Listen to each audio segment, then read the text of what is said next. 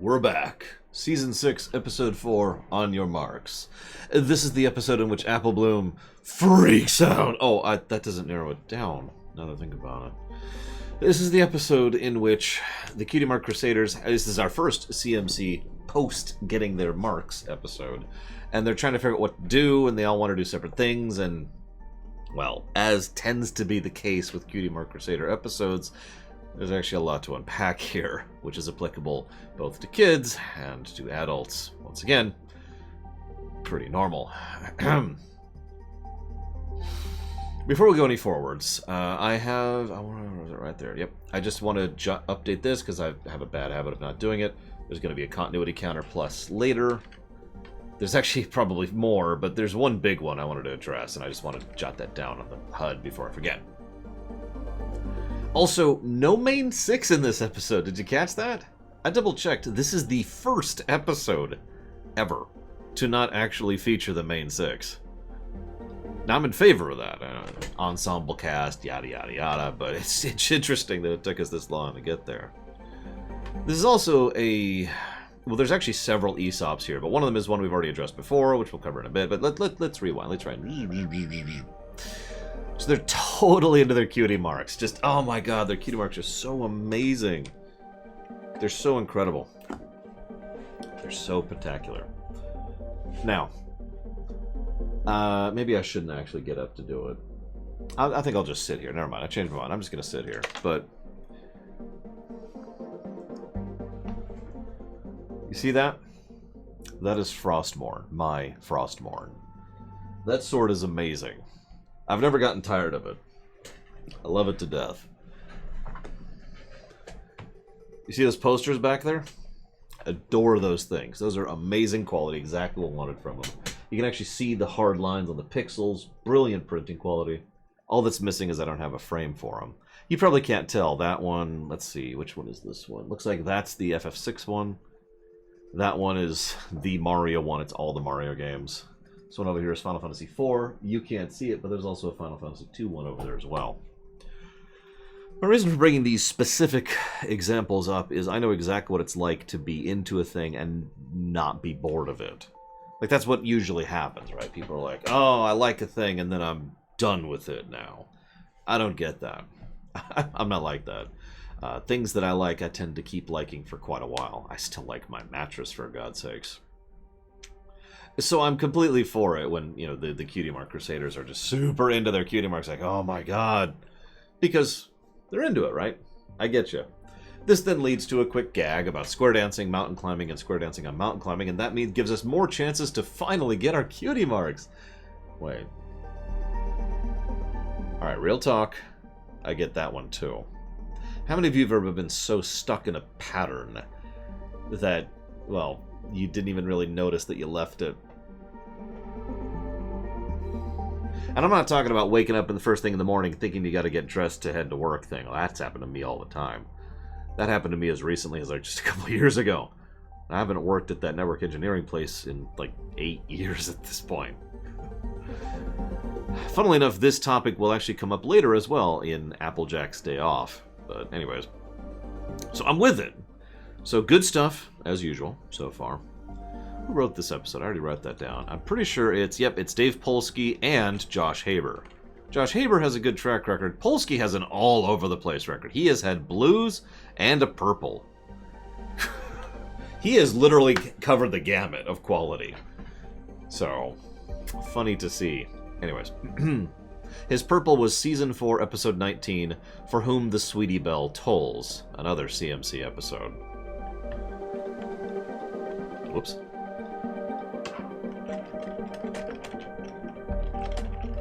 Which, I don't actually remember which episode that was exactly. Oh no, that was the one where yeah. That was the one where she was trying to, you know, yeah, the one with Luna. And the one where she had the nightmare and she was worried about her big sister upstaging her, and that, we had a lot to unpack. That was like a 40-minute streamination. It just keeps happening with CMC episodes. I don't know why. Anyways. So, they reach out to help people with their cutie marks. That makes sense. They have to work together. And the pattern, there's 3 of them. Yeah, we've talked this to death. I don't have anything new to add. But it is interesting to see them basically just reaching out to try and help people, which by its very nature is logically, pushing forward the pattern, because that's how that works. I like the montage. I like how basically no one in the area needs help. Well, what I like most of all is the babies. Just don't take your time. Don't worry about it. Now, my notes are a little out of order because I want to discuss these things slightly out of the order that the episode presents them, just as a heads up on that. Because I had to restructure it a little bit, because like I said, there's some stuff to unpack here. Let's talk about infrequent usage. Now, I want you to imagine something for a moment, okay?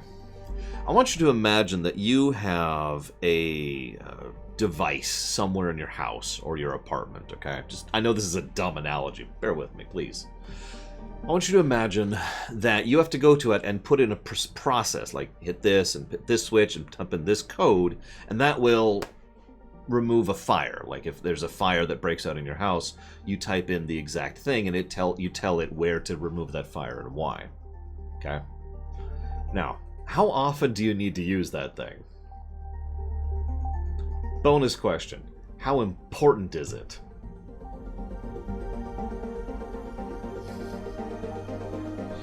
This is something I've banged on about a lot, because that used to be my job. I used to be the just-in-case guy. And, I mean, even before that was literally my job, that's something that was grilled into me from military side of my family and the medical side of my family. From both sides of my family, I was constantly getting how you drill. Like, Sierra and Mike and I were just talking about this the other day. You drill. I know exactly where my first aid kit is. I've never had to use that one. That particular one, I had to replace it a few years ago because the old one ran out of date. I never used the damn thing. I know where my fire extinguisher is too. But you get my point. Those kind of things, this was drilled into me from such a young age, and I agree with it. Even now, having the wisdom to question my elders, which I'll freely admit probably took me until sometime in the last 4 years to really start doing.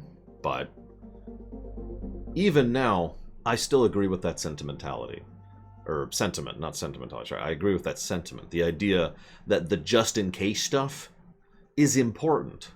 It's relevant, it's critical. And the reason I keep stressing that is A, in my opinion, in my observation I should say, most people don't have that mentality. And B, in my professional experience, most people who actually make decisions with regards to those things definitely don't think those things are important. The number of times, historically speaking, and in my own personal life, where there's been a problem and nothing was in place to deal with it because, well, that would take time and money in order to hire someone whose only job is to sit there doing nothing all night. I mean, that's worthless, right? I actually got a more insidious one for you. I'm not going to go into details, but I know a situation where there was a person whose job it was to be the human being on call to deal with a problem in case a real problem happened. But in order to get value out of that person, all of the boring, dumb, dreck paperwork stuff was being shunted off to that person, and so they had to do that every night. One night they were so busy doing their mandated stuff, which they would be penalized for not doing, that they missed an actual alert.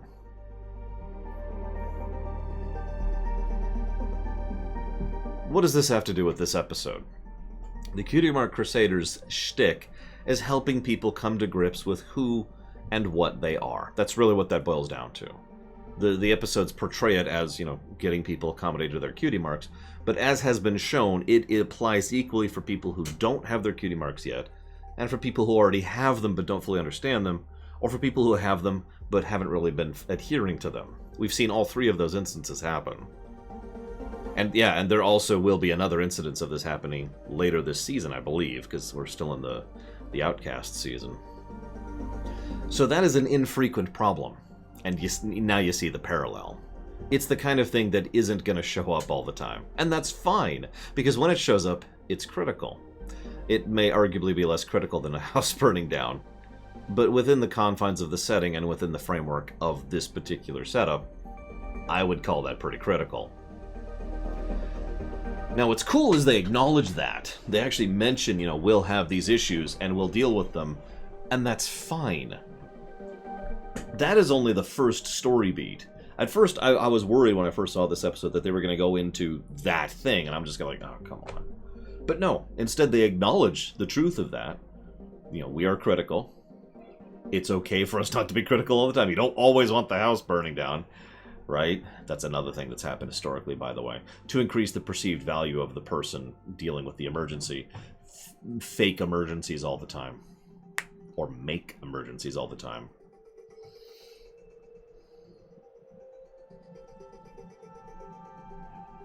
Yeah.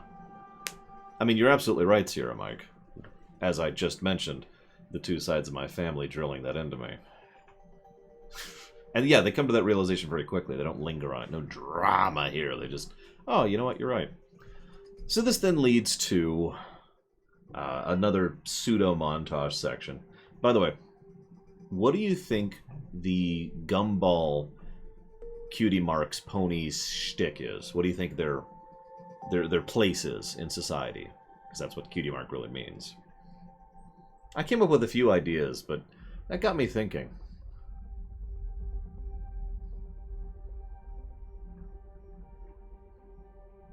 And I admit, me being me, I got super non-literal about it. Because what is a sweet? Well, a sweet is something that's a treat, right? Well, what is a treat? Well, a treat is something that's something to treat you. It's something that helps you when you need it. It's there to be a little bonus kind of a thing, right? So I found myself wondering if this is the kind of person whose entire purpose... And Brigwin got there first. His entire purpose is basically a mental health person. That her job is to try and reach out to people and just be like, hey, just, here you go. You know, when they need it, that kind of a thing. Just to treat people. Because treats don't have to be candy. Or food. But in all honesty, she's probably just a confection maker or confection tester or both. And that's why we don't know. Like S.I. Rouse says, some Cutie Marks are face-palmingly literal. And some of them are not. Anyways. So, then we try the scootering. Then we try the singing. And then we try the potions. Okay, that didn't work out. Continuity. We'll go ahead and add a continuity counter for that one, though. That they're still going forward with those 3 things that they started learning from Twilight. And, honestly, have actually been getting a lot better about it. Agreed, Jose Ross. Although you could say the same thing about alchemy and fantasy in general. And then they decide to go do bungee jumping. That sounds so cool! And crocheting. That sounds so interesting! And... nothing. Apple Bloom has nothing. This leads to a song. Good song. But this leads to our second of our major topics here. Now, ironically, this topic is directly related to Cutie Marks as a concept. I usually think of this topic more professionally, but even from the terms of a hobbyist, this is still a valid concern. How do you know what you're interested in?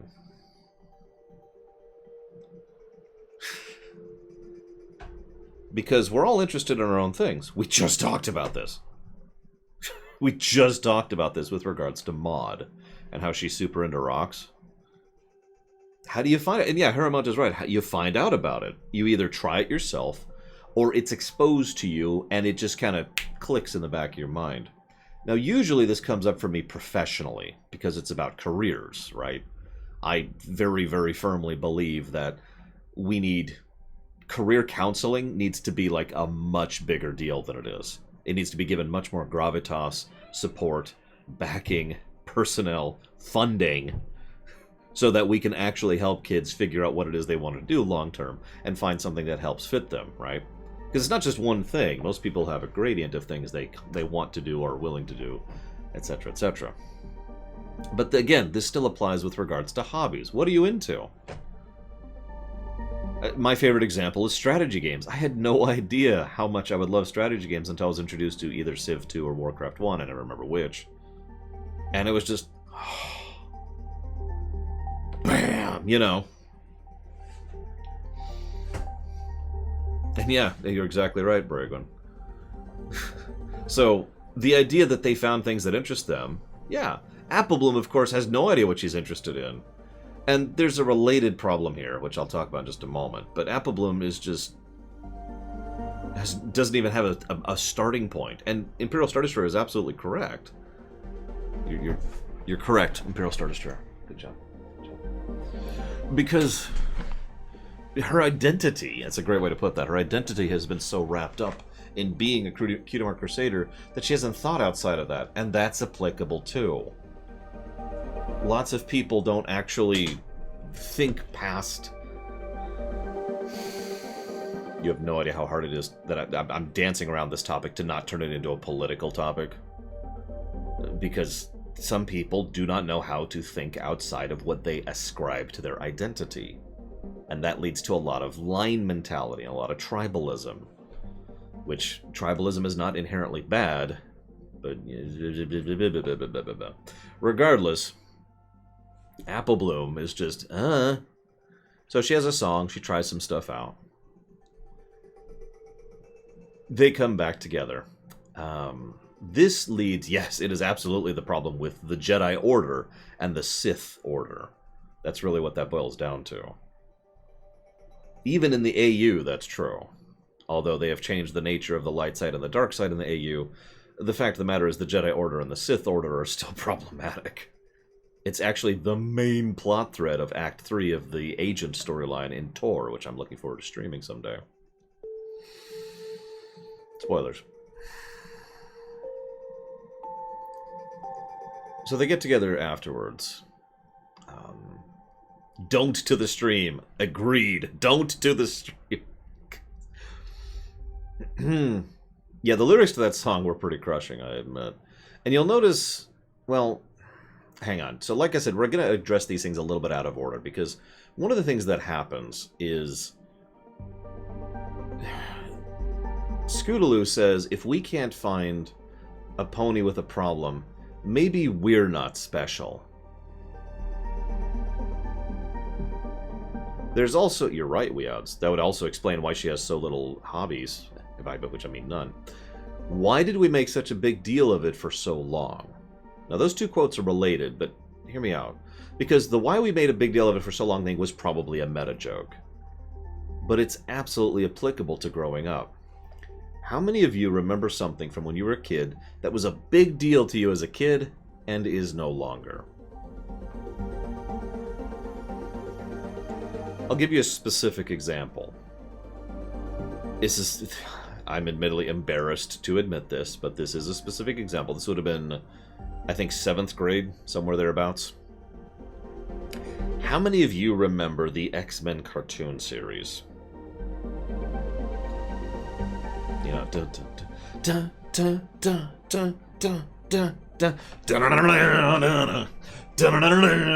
that one. Now, I really got into that show. Probably more than I should have. But some of you may or may not remember they were doing reimaginings of existing comic storylines in that show. One of them was the Dark Phoenix storyline, which led to the M'Kron Crystal and the, I forget what they were called, Empire. I imagine most of you don't actually know what I'm talking about with regards to specifics, but that's okay. Because I was super into that. Oh my god, I was so big into that. I actually skipped out on school just a little bit early. I asked my teacher if I could go home early, just so I could make sure to have a VCR tape ready to go, or a VHS tape in the VCR ready to go, just to record it. And the whole time I was just jazzing about it and talking to my friends about it. And oh my god, it was like the biggest deal to me because I was so into that show.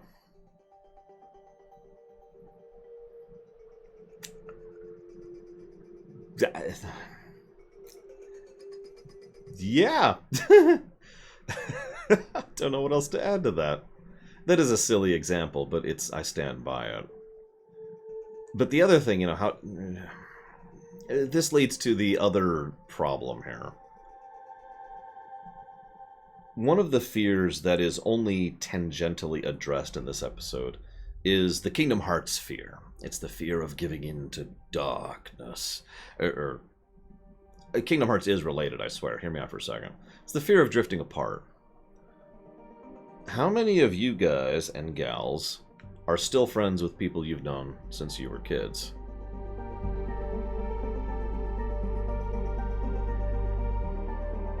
You will notice I am not raising my hand.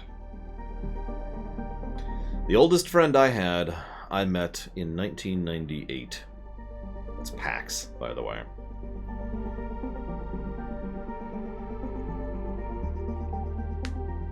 It's a long-standing friend, and I'm very,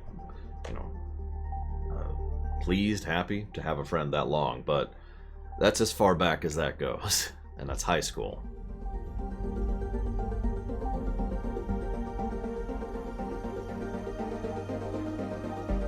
Yeah.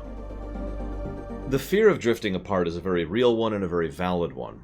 Now, it's also worth noting the environment has changed. It is easier than it has ever been to stay in contact with someone remotely. When I was growing up as a kid, my method of keeping in touch with people was a phone call that cost extra money, or a letter, and that was it. And while I did try to keep in contact with a few of my friends, I even remember one of them, I can picture his face right now, after a while that just fell apart, and that was the end of that. So this isn't really as applicable of a thing as it used to be, but for a fairly large chunk of human history, the idea of drifting apart from friends because you just move away or move on is an extremely valid one. Oh, I have no idea, S.A. Ross. I mean, I do wonder, I suppose, is the answer to your question, but I have no idea if they are. There's another friend of mine, female this time. I lost contact with her about 2005, and I actually wonder how she's doing. I hope she's doing well, because she was pretty cool, and we used to go to the movies and hang out and play Mario Kart. And she got into mental health stuff, which I've actually referenced before. Cool person. No idea what she's doing now. Hope she's okay. There's another girl I knew. This is much younger. I lost contact with her back in 1996. She was one of my best friends back in the day. I was the only boy she knew who treated her like a person instead of a girl, if that makes any sense. And so she was like, hey, and so she got invited to all the birthday parties, and we'd go up to Reno, we'd hang out with her. I actually played Sonic the Hedgehog with her a little bit on the side. We'd go out back and play with the rose bushes. It was fun. It was great. No idea how she's doing. Hope she's doing well. I could keep going. I could give you a huge list. I have a pretty good memory. If not for names, I couldn't tell you that girl's name, by the way. But I could tell you everything else that I remembered. But again, this you're probably wondering what this has to do with Kingdom Hearts. Sorry, I should mention that. One of my favorite emotional beats in Kingdom Hearts 3, this is not really a spoiler, is when Sora goes back to the Winnie the Pooh world. And Winnie the Pooh has kind of, but not really, forgotten Sora. Now, the way it's framed and the way it's shown is very obvious what's happening. Sora has moved on. He's growing up. And he just doesn't think of Pooh the same way. And so, given the metaphysical nature of Kingdom Hearts, Pooh literally is leaving his life, literally is forgetting about him. And we see how this affects Sora, as he's just like, oh, right. And it just kind of hits in a way that, well, I'm sure most of you understand, as I was just relating.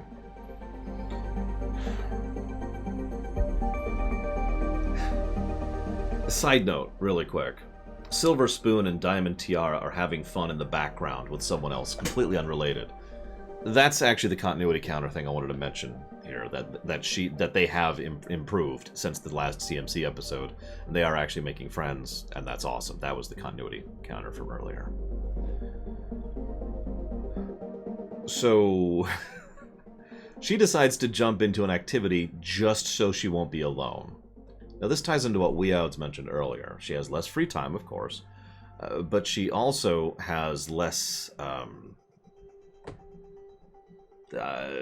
solo exposure, for lack of a better way to put it.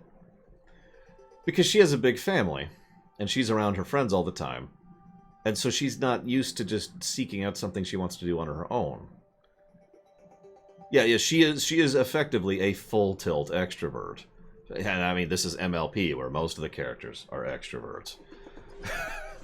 So, She jumps into the first activity that looks like she can actually partake in it with someone else, actually mandate someone else interact with her, because the painting and the sailing down the raft and all that were just, you were partaking in the activity with someone else, but you weren't doing the actual activity with them. They were just present.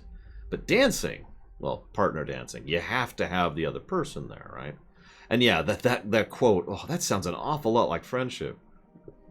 Ooh. And yeah, I noticed all the things Scootaloo wanted to do were pretty much full-on solo things. So, some good constructions of events and activities here.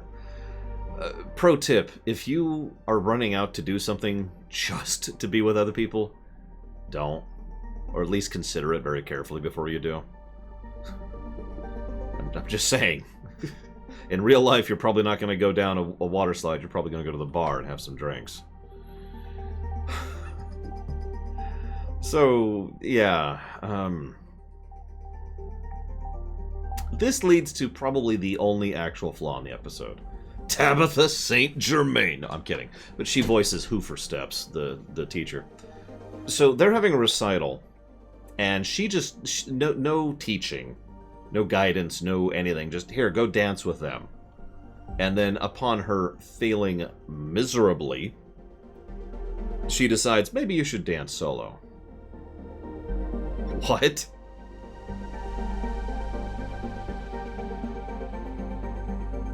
Like I said, that's probably the biggest flaw of the episode right there. The dance teacher is... Well, I would struggle to actually call her a teacher at that point, because what the hell? But yeah, of course, it also is exactly what Applebloom did not want to hear in that moment. Side note, just another little animation touch. The kids are all staring at their ground while they're dancing. Well, that's a lie. They're staring at their feet. Nice touch. So, Tender Taps is over there, and just pouring his heart out, and it says, all but literally says, I need help with my cutie mark. And Applebloom is so emotionally devastated because of the 2 beats we've already covered that she completely misses it. I can only roll my eyes so much. That makes perfect sense. We've all been there, right? Either way, so they go back. Scootaloo's there. Actually, Scootaloo's on the left side. Scootaloo's there. Sweetie Belle's there. There's this amusing bit where Sweetie Belle talks about Rarity, and you notice Rarity's theme actually picks up in the background briefly. Just a cute little thing there. And then they go into the shed. Can I just say, this might actually be the best lighting design we've seen in the entire show. Forgive me for gushing. But you guys know me, and you gals know me about good lighting, good camera work, you know, that kind of stuff. The fact, yeah, it's like this harpsichord thing. Ding, ding, ding, ding, ding. If you see the scene, you'll know what I'm talking about, Lord Jeremiah. But yeah, there's the shadows, and then there's the secondary shadows, then there's the shading on them, and then there's the fact that the light is coming in at the right angle. Just really, really good lighting. Excellent work with that, all the scenes there. But either way, she's freaking out, of course. And this leads to another part of the episode I really like. Oh no, my friends abandoned me. No, they didn't. Oh. And that's literally Applebloom's reaction is, oh. Well, okay then. Again, that's a good thing, though. Because I don't want unnecessary drama. And it makes perfect sense that once it was explained, clearly Applebloom would be like, oh, right. I guess that does make sense. Because she was mostly reacting emotionally, especially with some distraught. They then say 2 quotes in quick succession, which are also, by themselves, lessons that kids and adults need to learn. Lesson number 1, you don't have to be good at something to have fun with it. Damn, that's important. I know so many people who I wish I could reach out to and be like, look, you can enjoy something and not be great at it. It can just be fun. And they actually go out of their way to consistently show the awful scarf and the awful outfits they wear during the play at the end, just to showcase that. Just to make that clear. It doesn't matter if it wasn't good. She had a ball doing it. Right? And yeah, adults absolutely need to know that so they can impart it onto their children. The second quote equally important. I've lost it. Here it is. Being good doesn't mean you always will. Now, always will what? Well, it could mean you won't always be good, and it could mean you won't always have fun with it. I take it to mean you won't always have fun with it, because that fits the framing of it. In other words, you could be good at something that you don't enjoy. Again, a very important lesson for people to learn.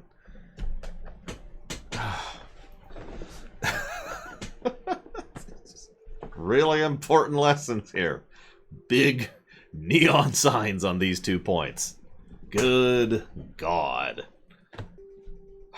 Yeah, rarity being turned into a dress factory assassin. It's a perfect example of someone who is very good at something who wasn't enjoying it at all. I can name other examples, but yeah, that's a good one. So they decide to go ahead and help this kid out. The crochets come up, which looked terrible. And the bungee jumping to change the set, which was hysterical. And the awful dancing. And there's a little magic thing for the cutie mark, yada, yada, yada. The episode kind of wraps up. And unfortunately, I only have one last thing to talk about, because the 2 big plot points we've already addressed. But the third one, you know, friends liking different things than you, that's something that's well trod. Even on this show, that's shown up twice. Once with Discord and Fluttershy, and once with Fluttershy with the Halloween episode. But there's another thing here too, and this is something that's also a lot more complex than this show probably has the ability to showcase properly, and that is leaving your comfort zone. Don't be afraid to leave your comfort zone is a good message, but the problem is you have to always add a few extra sentences at the end of that, because there's nothing wrong with being in your comfort zone, and you shouldn't always leave your comfort zone, and people shouldn't necessarily push you past when you shouldn't leave your comfort zone, but also sometimes people absolutely should push you out of your comfort zone. It's kind of a case-by-case situation. If I took Bragwin out to go skydiving right now, you know, that's probably too much. Now, once I take over the world, sure, Bragwin, we're going skydiving after I take over the world, by the way. You don't have a choice in the matter. That's okay at that point, because at that point I can do it properly. And when we get to the bottom... Oh, you also have to not eat anything for the day previous. We need to make sure that, you know, there's no accidents on the way down. Actually, not that I know this or anything, but when you do your first few jumps, you actually don't have your own chute. You're literally bolted, I guess is the word I would use.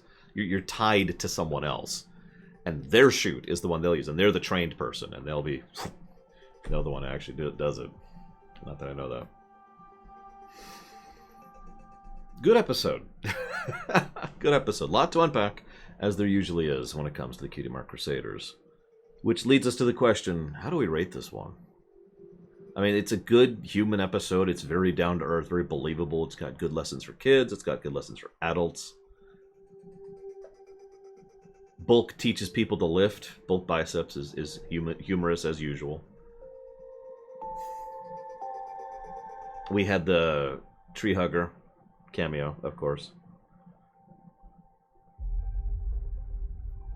Yeah, the song... Oof. Unfortunately, I think this wouldn't qualify for purple for the same reason the last episode didn't. I don't think there's any extra oomph to push it into purple. But I think this is a very good episode. Personally. Which is funny, because the overwhelming majority of the CMC episodes are very good episodes. It's weird. And yeah, once again, Polsky is just all over the map here.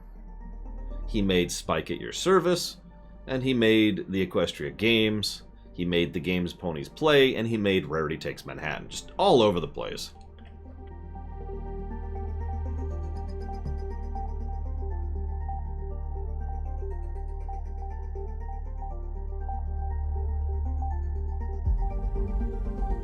Something I want to do in my incredibly copious spare time is something I'm actually going to do with TOS as well when we finish the TOS Ruminations next year. I want to sit down and map basically, in this case, it'll be the colors, and watch the progress throughout the seasons and just kind of see how it actually looks, see how it progresses. Because I get the really weird feeling that the show just keeps getting better. Now that's the vague impression. I like data to back up my vague impressions. I like information and something tactile, concrete that I can point to. But I do get that vague impression, and I am curious if the numbers, so to speak, I guess the colors in this case, would back that up. I mean, we did have a worse than blue episode in Season 5, and we had 2 blue episodes in Season 5. So maybe not. Then again, we had a lot of green episodes in Season 1 and 2. I think that's the majority of our green was back then. Either way, food for thought. I'm going to go ahead and chop off. Oh, this is the last of Polsky? Really? Oh, wow. Well, that means Polsky, in order, was yellow, blue, green, yellow, blue, red, green, red, red, purple, orange, yellow, red, red. If that is the end of Polsky's run. That is all over the place. My goodness. Next week, yeah, what are we covering next week while we're staring at it? So next week we'll be covering Gauntlet of Fire. That's a world-building episode right there. And yeah, I remember that one pretty positively. And No Second Prances, which contains my 3rd favorite pony, so that should be interesting.